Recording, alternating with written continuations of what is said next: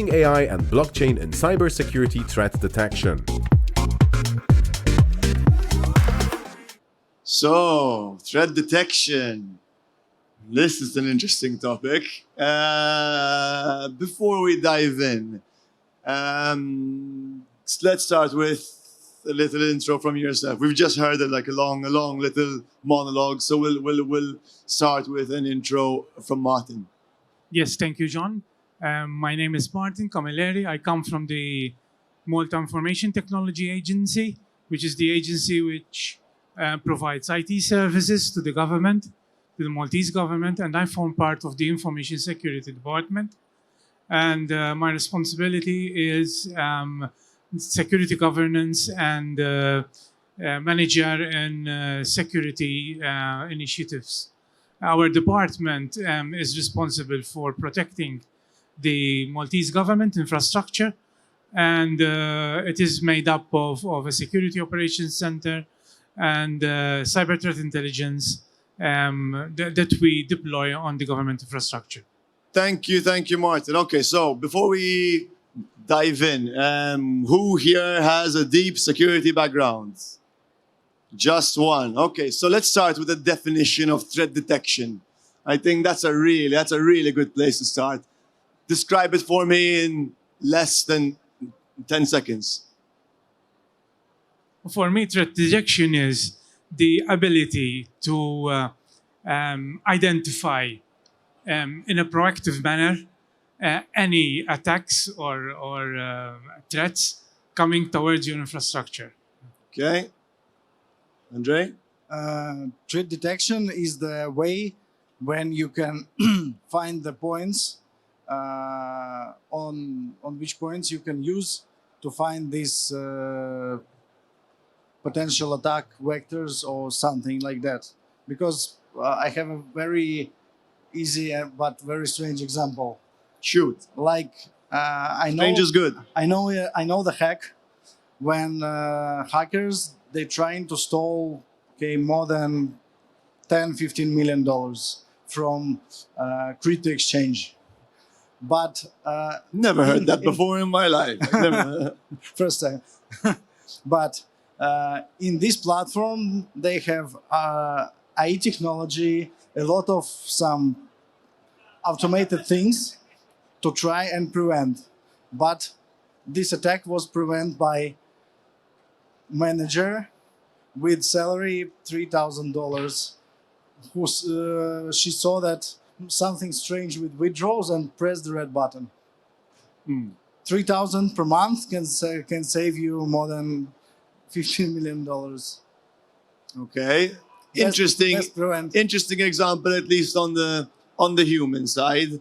Let's sort of dive into how AI and blockchain can, I guess, help and make the situation more difficult, right? Because it could be a double-edged sword. What's your opinion? Do you think there's only benefits to using AI and blockchain in threat detection, or are there any downsides? What I can say is that the use of both technologies will benefit, sort of, will assist. In AI, for example, and our agency, we do deploy some kind of AI. Is that the tools which we are using start learning from the infrastructure itself. So if we receive a new, for example, phishing email, for example, with a compromised link or something like that. Yes. And one of our users will click on it, right? And there is an attempt to drop a malicious software. Our tools will detect that, it will stop that, and then it will learn from it and say, listen, these types of emails, or if there are other types of emails similar to these, they will be immediately stopped and they were not delivered to the user's mailbox. Yeah, right? Okay, so nice, simple example. Andrei? I think that if you use, for example, like both of these technologies, with the market which we have now, better to use it mostly for alerts and for some things that I had a lot of experience with artificial intelligence because, for example, the first it was on some trading bot at 2015 year on crypto market. Yeah. And at the end, result is not very good. Exactly. But by the way, sometimes it's good. And if you give permission for this automated system to choose what to do, I think sometimes it can be fatality. So let's sort of dive into that example a bit more for the audience, right? So what Andrei is saying is that 2015 he was playing around with an AI-powered trading bot, and it's a tale as old as time, right? You train this bot, you ask it to go out and trade and execute automatically, makes money on the first day, makes money on the second day, makes money on the third day, etc. 7th day, you lose 70%. You've lost. Yeah, exactly. You've lost absolutely everything, right? So that is the downside of full trust in sort of AI-based situations. But I like the fact that you mentioned that AI should only be used for alerting purposes, right? Which means you understand the false positive problem in AI, unlike my previous panelist, which was no fun. So what sort of best practice would you stick in place specifically for threat detection? Like how would you use a hybrid approach to effectively manage that? For example, we're trying to analyze the patterns, how the hackers trying to hack different systems. For example, smart contracts. And like I told before, that you have when you order the audit of smart contract, companies they provide the list with traditional potential exploits. Correct. They do the tests of these functions. Correct. But all good hackers, clever hackers, every time they use the regular way to find the irregular way to hack this smart contract. Because if every time they try to find an exploit in smart contract straight, it's impossible to hack. And of course. And how you can find and prevent the thing when they trying to I don't know, count from the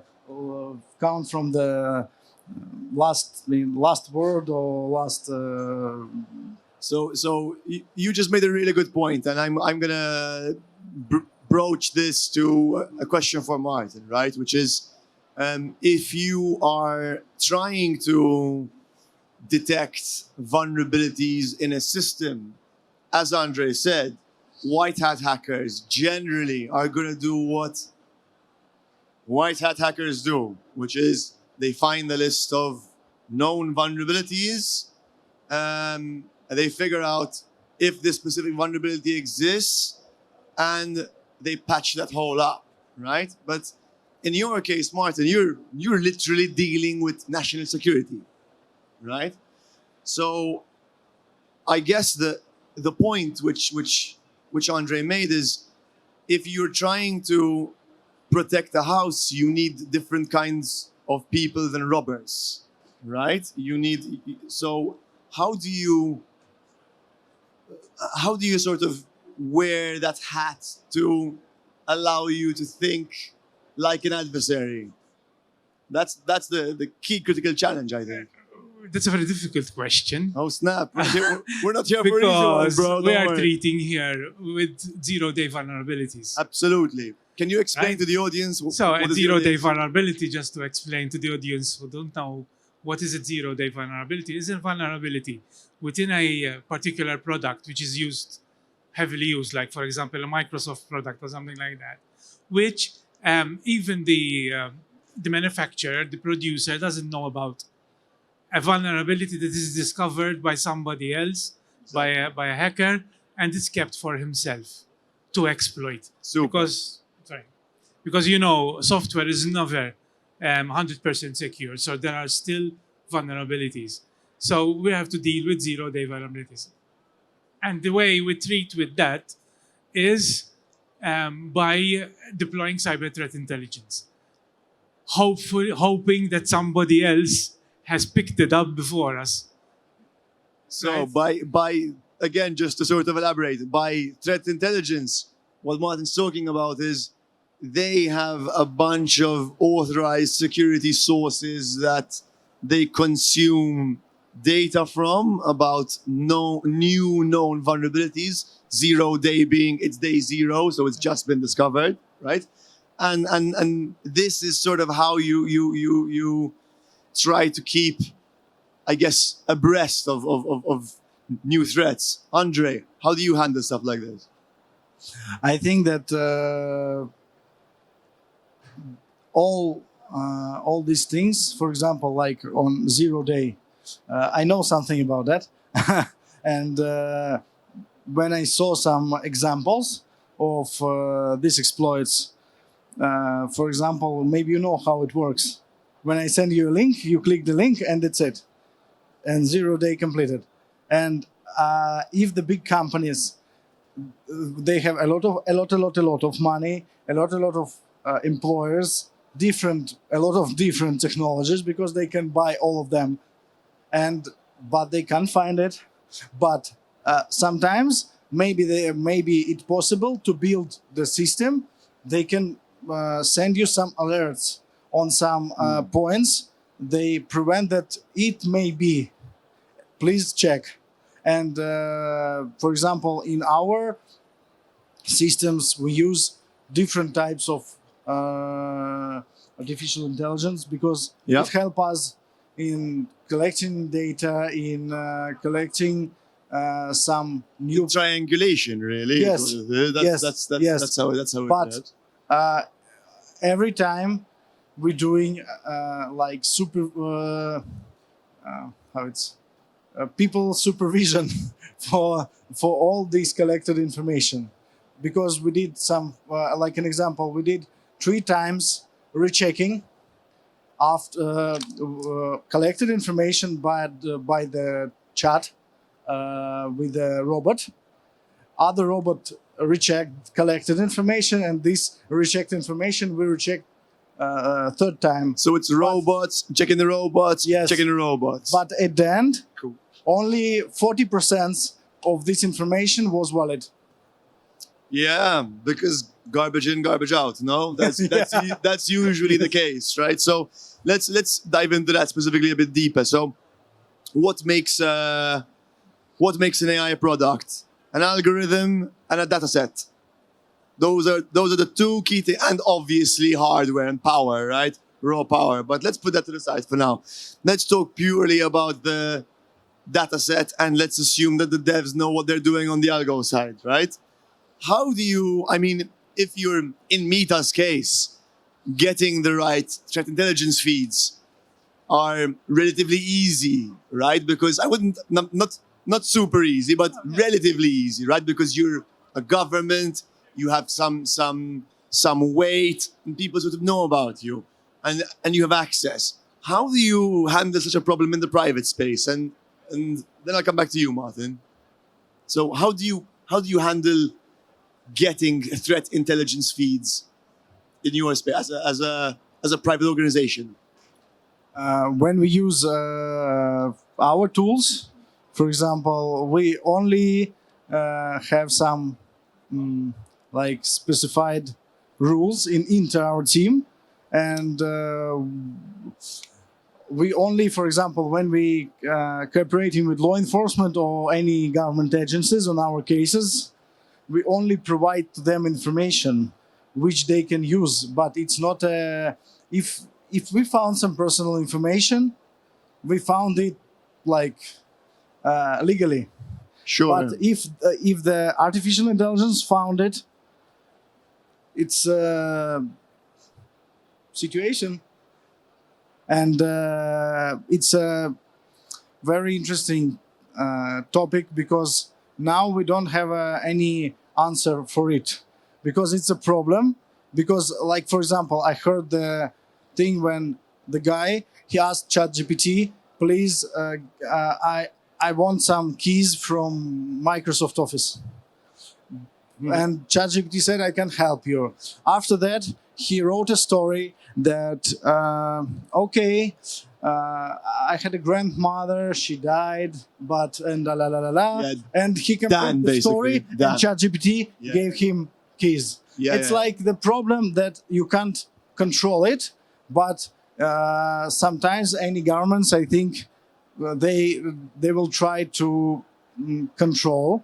But if we see that it's like over controlled, it will be a problem because it's new technology. Agreed. So let's sort of now move on to the government level side of it, right? If when you're dealing with threat intelligence feeds at governmental level, there's obviously a question of trust, right? Because there's many different sources which you can procure them from. And arguably, I would say if I was a certain Eastern state, I would, stick up specific websites with CVEs for a particular reason, right? Like there's the state-sponsored hacking is no secret. It's not. It happens every fucking day. So, do you think that something like blockchain can be used to verify the authenticity of such feeds? And is there scope? Is there a need? Yes. For example, as a government agency, our threat feeds, our intelligence feeds are coming from trusted sources through bespoke tools. And then we connect these tools together after after the source is verified. Sort of. But yes, if we use blockchain technology, now we can also spread to the private industry and to the public industry, because we can have blockchain. One of the strengths of blockchain is authenticity and verification, Okay. and immutability. Absolutely. Right? So if I am a reputable individual who I am registered with the blockchain and I upload a threat intelligence feed, an IOC or something like that, that is recorded within the blockchain and nobody can change it. So nobody can hack into the blockchain and fake my threat intelligence feed, for example. Absolutely. So it's verified by your digital identity. Exactly. There, right? Exactly. So nobody can say, listen, Martin uploaded a fake IOC, because I have uploaded a good true IOC. And nobody can change that. Sorry, IOC, indicator of compromise, right? Indicators of compromise. Exactly. Indicators cool. of compromise are just characteristics of particular threats. For example, if you are receiving a phishing email, one of the indicators of compromise is the sending email address, for example. So, given that specific case, Martin, do you see a world where governments begin to share their threat intelligence feeds with the private sector in a way that's fair and secure? What I can say is what Meta is doing, right? Shoot. Right now, Meta is receiving, and it has its own intelligence platform, and it is in the process of also offering it to the private sector. Oh. We already have banks who are interested. Oh, snap. We already have industry who is, and we hope and we plan that we have this system. All right, we're not going to give all intelligence, Of course not. but relevant intelligence, like for example, phishing emails, for example, Exactly. right? Or their characteristics, because we know, and we had instances here in Malta that through a phishing email we had disastrous financial threats. Absolutely. So you have to be kind of careful with the information that you give out. So just to sort of put it in terms which the average person can understand. GPS, for example, is technically accurate to a couple of centimeters, but there's a reason when you share your location on WhatsApp, you always get the accuracy level to a 3-meter radius. 3-meter radius being a 6-meter diameter. The reason is that only the military can really have access to GPS, which is that accurate. And for the same reason, there's only so much information which the governments would be able to share with us. But I think that's a fantastic business model. Let's have a chat. Closing remarks, Andrei. If there's one message you could leave the audience with as far as threat intelligence goes, what would it be? I think that one that we know, one that we must know in this sphere and in this type of problems, that have no. If you have zero information, it's not very bad. It's much, but if you have more than zero information, it's better for all threat intelligence in any way, because sometimes government, they don't share anything with businesses, with financial businesses, with any businesses which can give more risks, like oil businesses, some energy businesses and others. But if it's possible to share, every time it's better for governments, for businesses, and for law enforcement and others. That's a win-win. Let's share. Absolutely. And Martin, any closing remarks? Yeah, what I'd say is let's share information, because information is very important to assist others to protect their infrastructures. And I think also we need to look further into blockchain, how blockchain can help us in further securing cyber threats and detecting them. I've actually heard a government organization say they want to share more information. Guys, this was a pleasure. Thank you so much. Thank you. Guys, thank you.